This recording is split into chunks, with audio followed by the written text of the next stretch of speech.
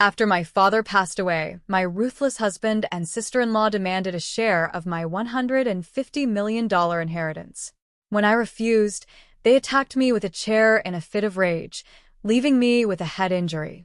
I was unconscious, but thankfully, my friend rushed me to the hospital and saved my life. When I opened my eyes in the hospital, I was shocked to see. My name is Rebecca Clark, and for a long time, I thought I had everything one could wish for: a loving husband, a beautiful home, and a legacy that meant the world to me. But as I sit here today, ready to share my story, I realize how fragile that illusion was and how greed can turn the people you trust the most into strangers. I inherited my father's $150 million fortune when he passed away last year. It wasn't just money to me. It was his legacy, built through years of tireless work in real estate. He was a man of principles, someone who believed in using wealth to help others. I promised him on his deathbed that I would honor his wishes, using the inheritance for charitable causes and protecting the family name. At first, Eric, my husband, seemed supportive. He was everything I thought I needed: charming, intelligent, and someone who understood my ambitions. We lived in a spacious Manhattan townhouse, surrounded by all the luxuries that came with success. But the moment my father's will was read, things began to change. Eric, who had always claimed to value love over money, suddenly became obsessed with the fortune. "Rebecca, we could do so much with that money," he would say, his tone casual but insistent. "A vacation home in the Hamptons, investments that could double its value. Why not think about us for once?" I tried to explain it to him. The money wasn't just ours to spend. It was my father's dream to help people, to build something lasting. But every time I said no, the tension between us grew thicker. I didn't realize at the time, but Eric wasn't just frustrated. He was plotting. The real trouble began when Charlotte, Eric's older sister, got involved. Charlotte was complicated, to say the least. She was 40, unmarried, and perpetually bitter about her position in life. Unlike Eric, she didn't bother hiding her disdain. "Rebecca," she once sneered, "you're sitting on a gold mine, and you're too stubborn to see it. Do you have any idea how many people would kill for this kind of money?" Her words unsettled me, but I brushed them off. I thought I could handle her passive-aggressive remarks, her constant meddling. After all, she was family. But looking back, that was my first mistake, underestimating her. Things escalated when I found Eric and Charlotte whispering in the living room late one night. I couldn't hear much, but I caught words like power of attorney and legal loophole. When I confronted Eric, he brushed it off with a laugh. "You're imagining things, Becky. You've been under so much stress lately." I wanted to believe him. I needed to believe him. But deep down, a seed of doubt had already been planted. The final straw came one afternoon when Charlotte barged into my office uninvited. "Rebecca," she said, her voice sharp, "this isn't just about you anymore. That money belongs to Eric too. You're being selfish."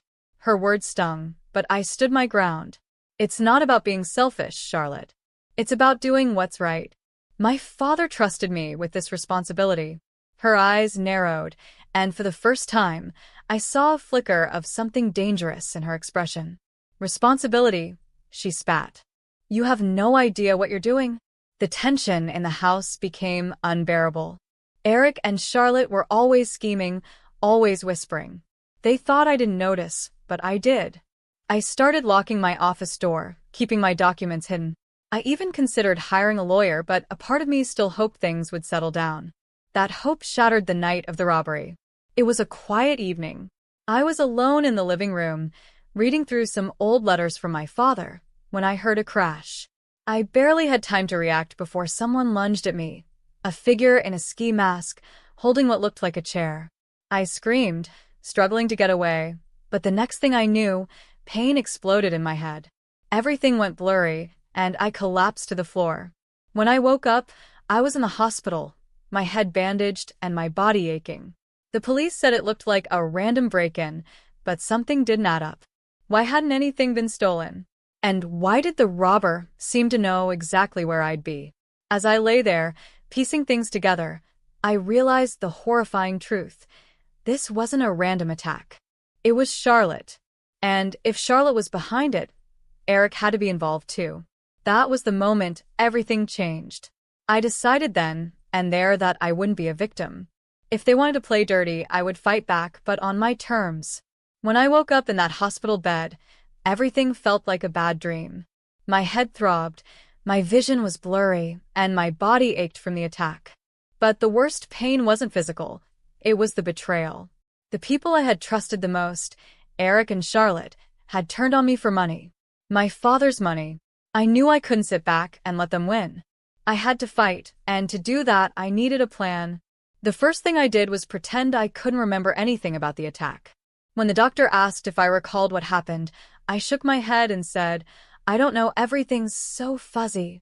The police visited to take my statement, but I gave them nothing. I saw the skepticism in their eyes, but I didn't care. The less I said, the better. Eric arrived later that evening, putting on the performance of a lifetime. "Becky," he said, rushing to my side, "I'm so sorry this happened to you. I've been worried sick." He held my hand, but it felt cold, almost calculated. "I don't remember much," I murmured, studying his reaction.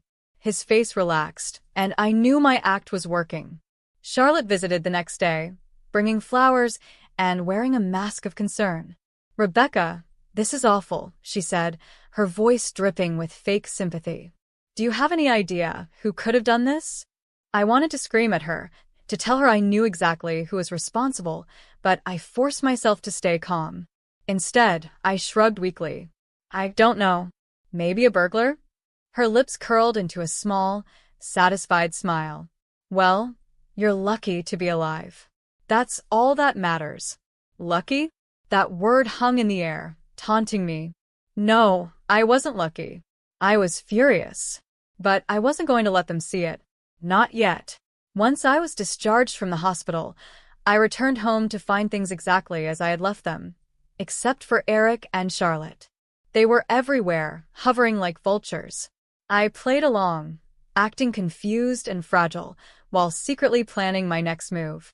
I knew I needed evidence, something irrefutable that would expose them. So, I bought a small recording device and hid it in my home office, the one place I knew Eric and Charlotte wouldn't resist snooping around. The opportunity came quicker than I expected. One afternoon, I pretended to go out for a walk but stayed close enough to eavesdrop. Sure enough, as soon as they thought I was gone, Eric and Charlotte began talking in the office. "I told you you hit her too hard," Eric hissed.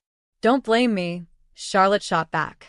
She was supposed to be scared enough to hand over control of the money. How was I supposed to know she'd end up in the hospitals? I clenched my fists, forcing myself to stay quiet.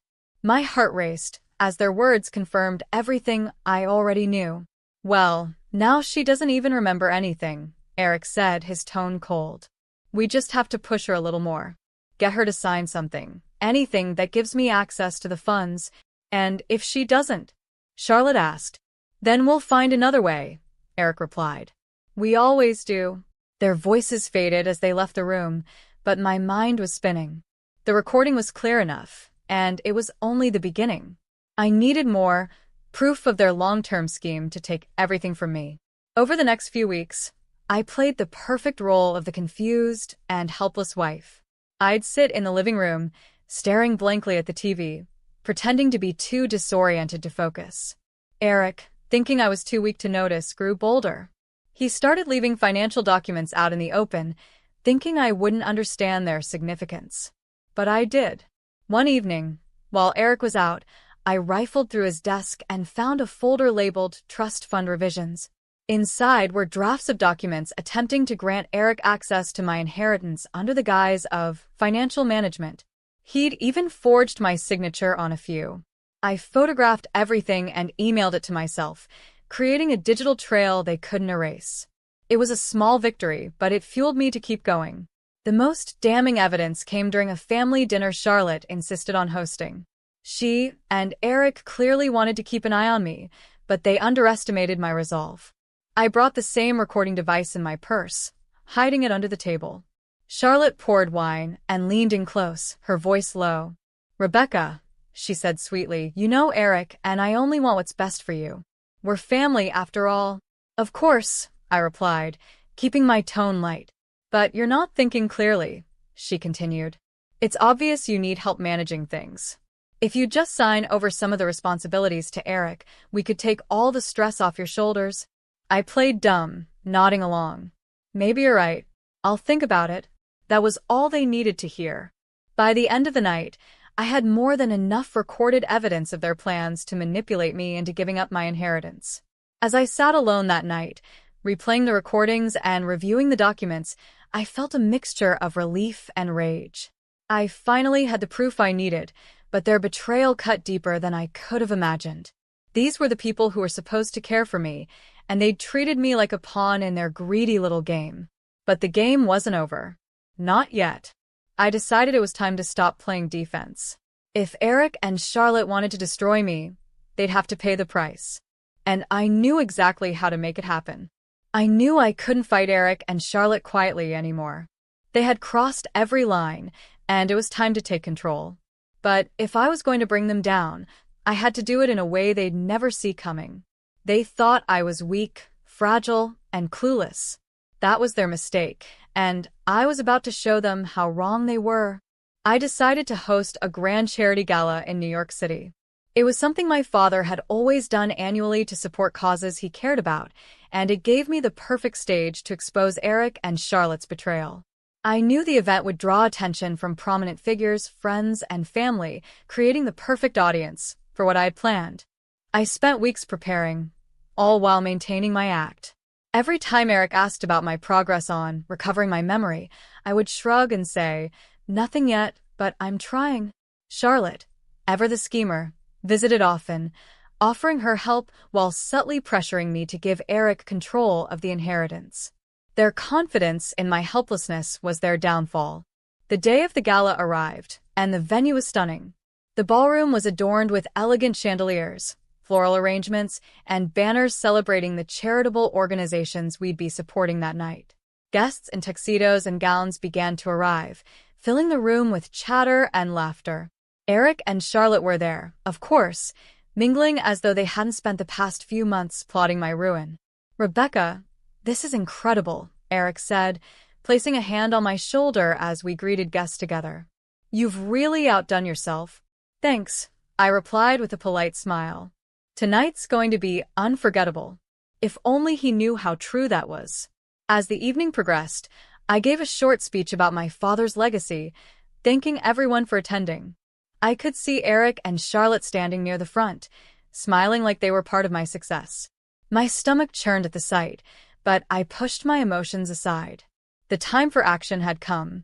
"Ladies and gentlemen," I began, my voice steady, "before we continue with tonight's program, I have something very important to share. It's personal, but I believe it's something everyone here deserves to know." The room fell silent as I walked over to a large screen at the front of the ballroom. I nodded to the technician, and the recordings I'd gathered over the past few weeks began to play. The first clip was from my office, where Eric and Charlotte discussed the attack. Their voices echoed through the room, unmistakable and damning. "I told you hit her too hard," Eric hissed. "Don't blame me," Charlotte snapped. She was supposed to be scared enough to hand over control of the money. Gasps rippled through the crowd. I could see people exchanging shocked glances, whispering to one another. Eric's face turned pale, and Charlotte's jaw dropped as she realized what was happening. The second recording played, this one from the family dinner. It captured Charlotte's attempts to manipulate me, her voice dripping with false sweetness. "If you'd just sign over some of the responsibilities to Eric, we could take all the stress off your shoulders," she cooed. By the time the recordings finished, the room was in an uproar. Guests were horrified, muttering about the audacity and betrayal on display. Eric tried to step forward, his face a mask of desperation. "Rebecca, wait. This isn't what it sounds like," he stammered. I ignored him, turning to address the audience. "These are the people I trusted most in the world. My husband and his sister conspired to rob me of my inheritance, using lies, manipulation, and violence. But their greed blinded them to one simple truth: I will not be a victim." The shock wasn't over yet. I held up a folder, pausing for effect before continuing. "And now, for the final revelation. My father's will. Eric and Charlotte froze. They hadn't expected this. This, I said, opening the folder, is a legal document my father helped me prepare years ago. It supersedes all other arrangements. Effective immediately, every penny of the $150 million inheritance will be redirected to the charitable organizations my father loved so dearly. Neither Eric nor Charlotte will receive a single dollar. The crowd erupted into applause, but I barely heard it. I was watching Eric and Charlotte, their expressions shifting from shock to fury. For once, they were utterly powerless. Of course, I didn't stop there. After the gala, I handed all the evidence to the authorities. The recordings, the forged documents, and even testimony from a few of Charlotte's former friends who'd come forward after seeing the gala revelations. It was more than enough to charge them with assault, conspiracy, and fraud. A week later, the police arrived at our home. I stood by the window, watching as Eric and Charlotte were handcuffed and led away. Eric tried to make eye contact with me, but I turned away. There was nothing left to say. Watching them face the consequences of their actions should have brought me relief, but all I felt was sadness. Not for them, but for the people I thought they were. The husband I once loved and the sister-in-law I tried to welcome into my life had been nothing more than masks hiding their greed. But their downfall wasn't the end of my story. It was the beginning of a new chapter, one where I would rebuild my life on my own terms, free from their shadows. As I watched Eric and Charlotte being led away in handcuffs, I thought I would feel triumphant, even vindicated. After all, I had exposed their betrayal, turned their schemes against them, and ensured they faced justice. But what I felt was something deeper, a sense of closure, a clean break from the toxic hold they had on my life. The days that followed were a whirlwind of legal proceedings. The recordings, the forged documents, and the testimony from others painted a crystal-clear picture of Eric and Charlotte's guilt. Charlotte, desperate to reduce her sentence, turned on Eric, confirming every detail of their conspiracy. The staged robbery, the assault, the attempts to manipulate me into signing over control of my inheritance, it all came out in court. Eric sat silently throughout the trial, his polished demeanor shattered. He looked like a man who had lost everything, and in truth, he had. The judge's ruling was swift and decisive. Both Eric and Charlotte were sentenced to prison for conspiracy, fraud, and assault. I didn't attend the sentencing. I didn't need to. Justice had been served, and my presence wasn't required to make it official. The hardest part wasn't their punishment. It was rebuilding my life. For so long, my world had revolved around the people who betrayed me. Now I was free, but freedom came with its own challenges. I began by focusing on the charities my father loved. The $150 million inheritance had been redirected to organizations that supported housing for underprivileged families, educational scholarships, and environmental conservation. Knowing the money was making a difference helped me heal, but it also made me reflect on how easily it could have been stolen. I started sharing my story, not as a tale of revenge, but as a lesson about resilience and integrity. I gave interviews, spoke at events, and even wrote articles about the dangers of unchecked greed and the importance of staying true to your values. People were fascinated by how I had turned such a painful experience into a platform for advocacy, and their support reminded me that I wasn't alone. One of the most emotional moments came when I visited my father's favorite charity, a small organization that built affordable housing in struggling communities. I met families who had been given a fresh start thanks to the funds I donated. Seeing their smiles, hearing their stories, it reminded me of why I had fought so hard to protect my father's legacy. There was a woman named Maria, a single mother of 3, who told me, "Your father's work changed our lives. And now, so has yours. Thank you." Her words stayed with me. In that moment, I felt my father's presence, as though he was telling me he was proud of the choices I'd made.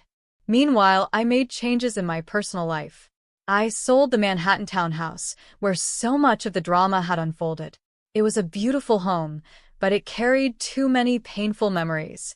I moved to a quieter place on the outskirts of the city, a house surrounded by trees and open spaces, a sanctuary where I could truly start fresh. Friends and family who had stood by me during the ordeal became my rock. They reminded me that not everyone was like Eric and Charlotte, that trust could be rebuilt in the right circumstances. Slowly, I began to open up again, though I remained cautious. Betrayal leaves scars, but it also teaches you to value the people who genuinely care. One day, I received a letter from Eric. It came from the prison where he was serving his sentence. At first, I hesitated to open it, unsure if I wanted to hear anything he had to say. But curiosity got the better of me. The letter was surprisingly short. Eric apologized for everything he had done, claiming he had been consumed by greed and pressure from Charlotte. "I don't expect your forgiveness," he wrote, "but I hope you find peace, as I am trying to." I didn't know if his words were genuine or just another manipulation, but I chose not to dwell on it. His apology, sincere or not, didn't matter. I had already found my peace, and I wasn't going to let his words pull me back into the past. Looking back, I see how the experience changed me. It taught me the importance of boundaries, of trusting my instincts, and of standing up for myself. It also showed me the power of resilience, the ability to take something devastating and turn it into an opportunity for growth. I've since dedicated my life to philanthropy, ensuring that my father's legacy lives on through the lives we've touched. The $150 million that Eric and Charlotte tried so hard to steal has become a force for good, helping thousands of people in ways they never imagined. But perhaps the greatest victory is this: I am free. Free from the shadows of betrayal, free from the weight of their greed, and free to live the life I choose. To anyone listening to my story, I want you to know this: no matter how dark things may seem, there is always a way forward. Betrayal may break your trust, but it doesn't have to break you. Stand firm, fight for what you believe in, and never let anyone make you feel powerless. That's the legacy my father left me, and it's the one I hope to leave for others. As I finish telling my story, I feel a sense of relief, as though a chapter of my life has truly come to an end. And now I look forward to what comes next, not with fear, but with hope.